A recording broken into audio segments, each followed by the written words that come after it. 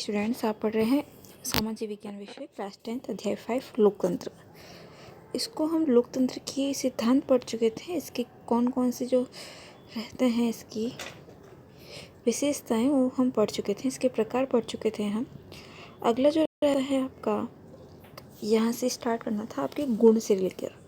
लोकतंत्र का आलोचनात्मक परीक्षण। एक और वर्ग जैसे विद्वानों ने पूर्ण लोकतंत्र को लज्जाहीन धारणा माना है, तो दूसरी ओर लावेल जैसे विद्वानों ने इसे सर्वश्रेष्ठ शासन माना है। अतः निष्कर्ष पर पहुंचने के लिए जरूरी है कि हमें इसके गुण व दोषों का अध्ययन करें। किसी भी विषय पर अगर हम उसके गुणों के बारे में बताते हैं या उसके दोष बताते हैं, तो उससे पहले हमें उसकी पूर्ण जानकारी होनी चाहिए। जब हमें इसकी पूर्ण जानकारी हो जाए, तब हमें पता चलेगा ना कि यह सही है या गलत है, इसमें कौन कौन से गुण हैं और कौन कौन सी इसमें कमियां हैं, जिस प्रकार से हम उसका आलोचना कर पाएंगे।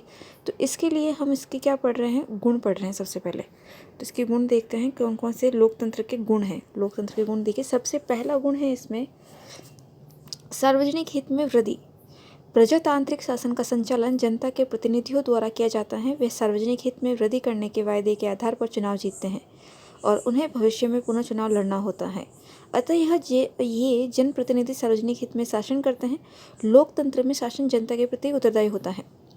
जाहिर सी बात है, आप सभी को पता है, अगर हमने इस साल 5 वर्षों के लिए जिस व्यक्ति को प्रतिनिधि को चुना है और जिस कार्य के लिए चुना है, जिसके माध्यम से या जिसके कार्य के कारण उन प्रतिनिधि ने हमसे वोट लिए हैं जिस कार्य को पूर्ण करने के लिए, अगर वह कार्य वह पूर्ण नहीं कर पाता है, तो क्या हम उसी व्यक्ति को वोट देंगे? क्या नहीं देंगे, क्योंकि आने वाले 5 वर्षों में वापस वो चुनाव में खड़ा होगा, वापस हम प्रतिनिधि के रूप में आगे आएगा। जब उसको चुना नहीं जाएगा, तब जो है यहाँ पर इसी बात को जो है आपको समझाया गया है। इसलिए प्रत्येक प्रतिनिधि को जब वह प्रतिनिधि नियुक्त हो जाता है, तो उसको सार्वजनिक हित में शासन करते, जो जनप्रतिनिधि होता है सार्वजनिक हित में शासन करते हैं। यही कारण है इसका। और लोकतंत्र में जो शासन है वो जनता के प्रति ही क्या होता है, उत्तरदायी होता है। उसके जनता के लिए जो सारे कार्य जो हैं करने होते हैं, लोगों के हित के लिए जो है उनको कार्य करने होते हैं। अगला इसकी विशेषता है कार्यकुशल शासन। लोकतंत्र को सबसे अधिक कार्यकुशल शासन प्रणाली माना जाता है। लोकतंत्र की कार्यकुशलता के अनेक कारण हैं, जैसे इस शासन में नीतियाँ जनमत के अनुसार बनाई जाती हैं, अतः इनको लागू करने में विभिन्न जनसहयोग मिलता है। लोकतंत्र शासन जनता के प्रति उत्तरदायी होता है, अतः यह शासन की कार्यकुशलता को बनाए रखने की क्या करता है, कोशिश करता है। तो यहाँ पर इसमें ज़्यादा कुछ समझाने वाली बात है नहीं। इसमें शासन की कार्यकुशलता को जो है बनाए रखने की कोशिश की जाती है। जिस कार्य के लिए वो खड़ा हुआ है, उस कार्य को करने की कुशलता उसमें होती है। सार्वजनिक शिक्षा का साधन। लोकतंत्र शासन में जनता सार्वजनिक समस्याओं पर अपनी राय प्रकट करती है। जो भी जनता की समस्याएं होगी, वह क्या करेगा, सबसे पहले अपनी जो उस समस्या के प्रति जो भी उसकी राय होगी वह प्रकट करेगा। सामान्य जनता जनमत निर्माण के साधन आम चुनाव के माध्यम से विभिन्न समस्याओं पर अपना मत प्रकट करती हैं। जब चुनाव हो रहे होते हैं तो सभी अपनी समस्याएं बताते हैं कि हमारी ये समस्या हैं जिनका निवारण होना चाहिए। अगर वह प्रतिनिधि नियुक्त होता है तो सामान्य नागरिक अपने अधिकारों और कर्तव्य के प्रति जागरूक रहता है और बड़े हितों के लिए छोटे हितों का त्याग करना सीख जाता है। इस गुण के कारण ही गेटेल ने लोकतंत्र को नागरिकता की शिक्षा प्रदान करने वाला स्कूल कहा है। लोकतंत्र को नागरिकता की शिक्षा प्रदान करने वाला क्या कहा गया है, यहाँ पर स्कूल कहा गया है। इसको आप अंडरलाइन करेंगे। तो यह सार्वजनिक शिक्षा का साधन के रूप में भी जो है उभर कर आया है, क्योंकि इसके द्वारा जो है, जब हम भी इसमें शिक्षा प्राप्त करते हैं, किस प्रकार से शिक्षा प्राप्त करते हैं, जब हम जो समस्या प्रकट करते हैं, जब वह समस्या पूरी नहीं होती हैं, तो हमें पहले से ही जो है उस प्रतिनिधि को हमारी समस्याओं को ये ध्यान होना चाहिए कि वह जो व्यक्ति प्रतिनिधि नियुक्त हो रहा है वह हमारी समस्याओं को जो है समस्याओं का निवारण कर पाएगा या नहीं कर पाएगा। नैतिक शिक्षा का साधन। लोकतंत्र शासन व्यक्ति को नैतिक शिक्षा भी प्रदान करता है। अब ये लोकतंत्र जो है व्यक्ति को नैतिक शिक्षा किस प्रकार से प्रदान करता है उसको देखिए। लोकतंत्र व्यक्ति की नैतिकता और पवित्रता की भावना को मजबूत करता है। ब्राइस के अनुसार जब लोकतंत्र में व्यक्ति को राजनीतिक अधिकार मिलते हैं तो उसके व्यक्तित्व का विकास होता है, वह कर्तव्य प्रिय हो जाता है। व्यवहार में हम देखते हैं कि लोकतंत्र में व्यक्ति परिवार की संकीर्ण सीमाओं से निकलकर सार्वजनिक हित तक विस्तृत हो जाता है। वह साथी नागरिकों के साथ सहयोग, सहिष्णुता, उदारता और सहानुभूति का व्यवहार करने लगता है। यहाँ पर नैतिक शिक्षा से से जो भी आपने ये सहयोग, सहिष्णुता, उदारता, सहानुभूति का व्यवहार जो है, ये सारे नैतिक शिक्षा के ही अंदर आते हैं। और यह जो है, ये भावना जो है व्यक्ति में लोकतंत्र के माध्यम से, लोकतंत्र शासन से जो है, यह भावना लोगों में आती है। जब व्यक्ति को एक राजनीतिक अधिकार मिलता है वोट देने का, तो उसके अंदर क्या विकास होता है? व्यक्तित्व का विकास होता है, क्योंकि उसको एक शक्ति मिली है, जनता को एक शक्ति मिलती है, क्योंकि जनता ही जो है पूरे शासन को चलाने के लिए जो जनता का महत्वपूर्ण योगदान होता है। अगर वह किसी योग्य व्यक्ति को नहीं चुने तो सारा शासन जो है डगमगा जाता है। तो यहाँ पर जो है उनका एक कर्तव्य हो जाता है कि उनको एक जो है योग्य जो है प्रतिनिधि चुने। ठीक है, तो यह उनका क्या हो जाता है? एक कर्तव्य हो जाता है।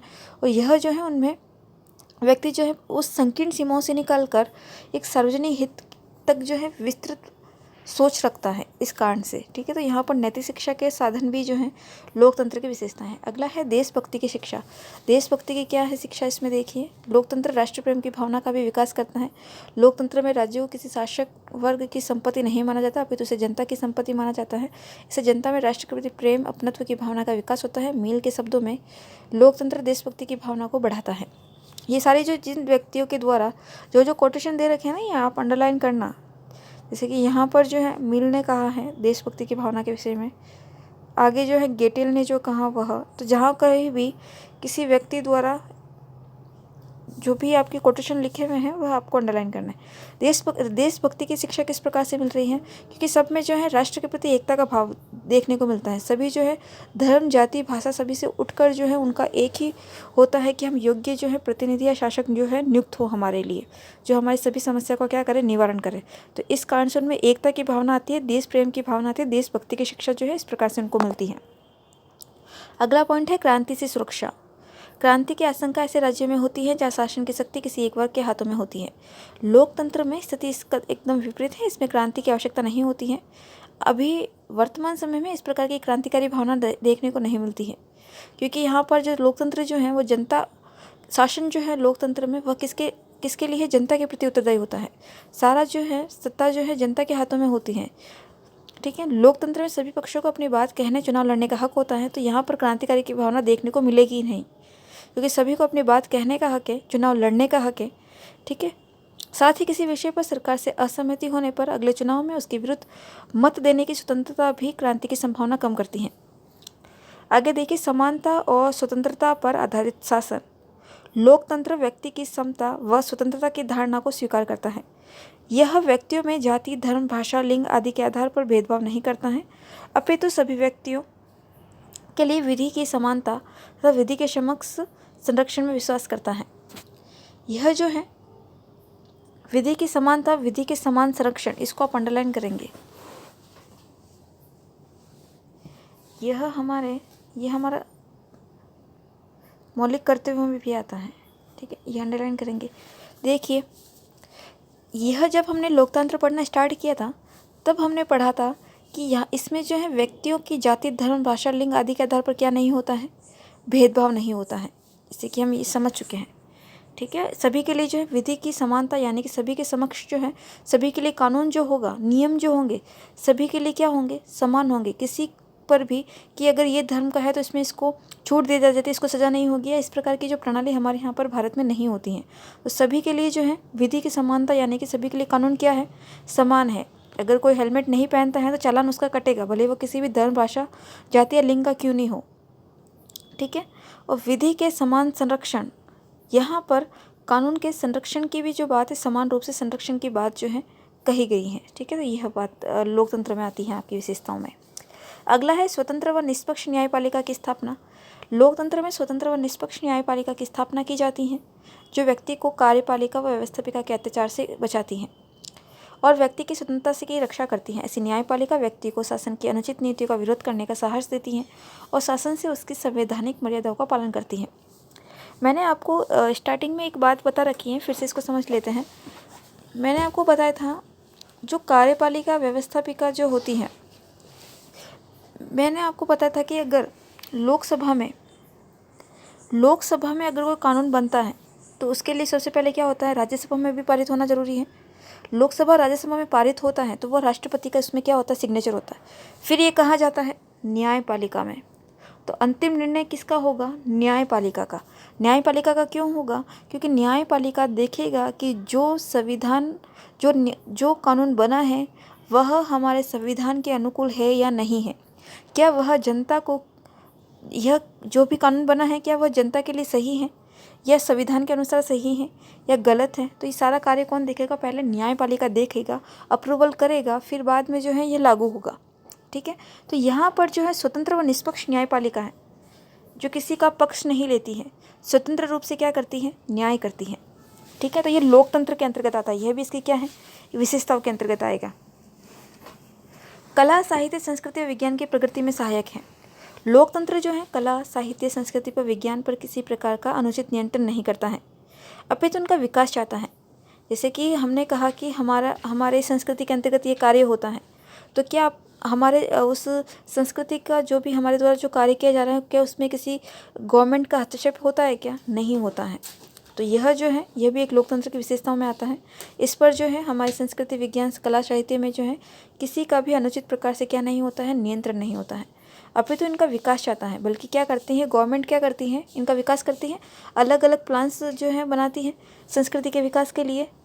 ठीक है, कि जैसे कि आपको पता है कि राजस्थान में जो है, राजस्थान को हो या कोई भी स्टेट को हो, तो वहाँ पर उनकी ऐतिहासिक रूप से अगर वो समृद्ध है, उनकी संस्कृति विस्तृत रूप है, तो उनकी जो टूरिज्म होता है, तो टूरिज्म को बढ़ावा देने के लिए गवर्नमेंट एड करती है या उसमें उसको और बढ़ावा देने की कोशिश करती है, जबकि उस पर हस्तक्षेप नहीं करती है या नियंत्रण नहीं करती है। ये सभी को पता है। लोकतंत्र की तुलना में अधिनायकवाद में सभी शीर्षों पर नियंत्रण होता है, क्योंकि वहाँ विचार व कर्म स्वतंत्र नहीं होती हैं। अतः अधिनायक तंत्रों में कला, साहित्य, संस्कृति के क्षेत्र में पर्याप्त विकास नहीं होता है और विज्ञान के विकास में भी बाधा आती है। तो इस प्रकार से जो है लोकतंत्र के अंतर्गत जो है इन कला, साहित्य, संस्कृति, विज्ञान पर नियंत्रण नहीं होता है, जबकि इनको क्या होता है? इन पर विकास किया जाता है इनका। अगला है संविधान में आस्था। पूरा जो हमारा लोकतंत्र जो है पूरा संविधान पर ही आधारित है, बिना संविधान के कुछ भी नहीं है। तो यहाँ पर लोकतंत्र जो है संविधानवाद में आस्था रखता है। इसका अर्थ क्या है? लोकतंत्र शक्ति की स्वेच्छाचारी शासन के स्थान पर विधि के शासन में विश्वास करता है। यहाँ पर पूरा जो विश्वास किस पे किया जा रहा है? कानून के शासन पर। और ऐसी विधि को, यहाँ पर विधि का मतलब कानून है, को स्वीकार करता है जो व्यक्ति की स्वतंत्रता को स्वीकार हो। इसका सरल अर्थ है कि लोकतंत्र निरंकुश शासन की जगह सीमित शासन में विश्वास रखता है और शक्ति के विकेंद्रीकरण को स्वीकार करता है। नेक्स्ट पॉइंट है आपका शक्तिशाली शासन व्यवस्था। लोकतंत्र जो है व्यक्ति में राष्ट्र प्रेम पैदा करता है और यह जन सहमति पर भी आधारित शासन है। अतः जब भी राष्ट्र पर संकट आता है तो संपूर्ण जनता एक व्यक्ति के रूप में संकट के विरुद्ध खड़ी हो जाती है। तो यहाँ पर राष्ट्र की एकता को, राष्ट्र प्रेम को भी बताया गया है। जन सहमति पर आधारित जो है हमारी शासन व्यवस्था है। विश्व शांति का समर्थक।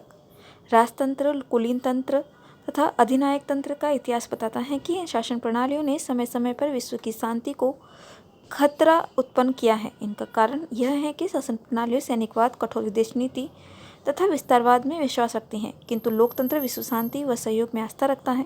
इसका कारण यह है कि लोकतंत्र सैनिकवाद की जगह शांतिपूर्ण सह अस्तित्व में विश्वास रखता है और राष्ट्र के बीच विवादों का पारस्परिक वार्ता, समझौता द्वारा, अंतर्राष्ट्रीय कानून द्वारा सुलझाना चाहता है। तो यहाँ पर विश्व स्तर की बात कही गई है। विश्व स्तर पर जो है आप सभी को पता है कि एक देश का दूसरे देश पर, और ज़्यादातर तो भारत और पाकिस्तान का, भारत का चीन के साथ में, इस प्रकार से जो है हमें शांति देखने को नहीं मिलती है। यहाँ पर जो है विश्व शांति का समर्थन करता है कौन? लोकतंत्र। यह भी लोकतंत्र की विशेषताओं में आएगा आपकी। ठीक है, तो ये शासन प्रणाली जो सैनिकवाद है, कठोर विदेश नीति है, विस्तारवाद है, इसमें विश्वास रखती हैं। ठीक है, सभी विश्व स्तर पर जो है शांति बनाए रखने के लिए, सहयोग की भावना को रखने के लिए जो है ये समर्थन करती हैं। आज जो है हमने इसके गुण पढ़े हैं। नेक्स्ट क्लास में इसके दोष पढ़ेंगे, इसको आगे कंटिन्यू करेंगे। आज के लिए इतना ही। Thank you.